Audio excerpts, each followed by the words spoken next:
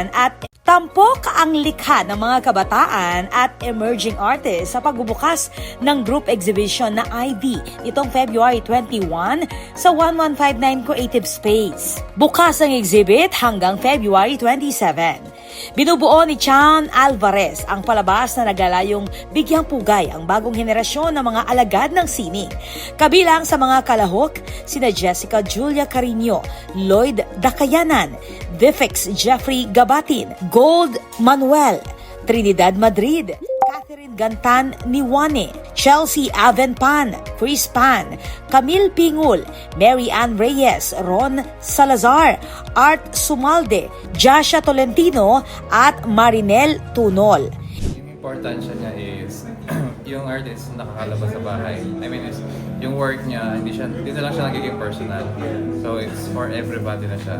Kung sino makakita, sino makaintindi, sino maka-appreciate. So, ayun, na hindi na lang nakakita yung artist. Yung artist na lang yung nanayan or sino man. Yung i-share mo lang yung tanong nararamdaman mo.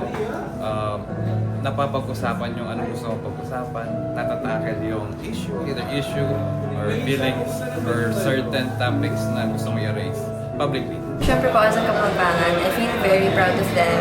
Lalo na they're also people that I know. Parang I also work in marketing po kasi, and one of our clients po, we really want to showcase Kapampangan art and Kapampangan culture and champion Kapampangan artists. Ibinida rin ng Kabalen visual storyteller at the Outstanding Fernandino Awardee Gerald Gloton ang kanyang mga obra na nasa kategorya ng mixed media.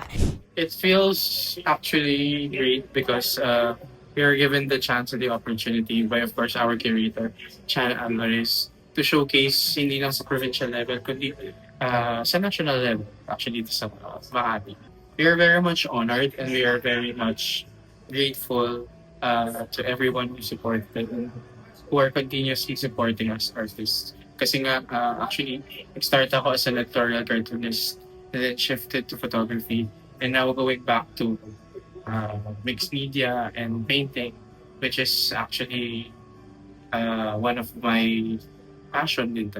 Ipinaliwanag ni Alvarez ang konsepto ng ID ni Sigmund Freud at ang pananaw ni Stuart Hall na ang identity ay patuloy na hinuhubog at nabubuo sa loob ng representasyon. Nagpasalamat naman si Frederick Epistola at ang board ng 1159 Creative Space sa patuloy na suporta ng komunidad at sa pagtangkilik sa mga creatives.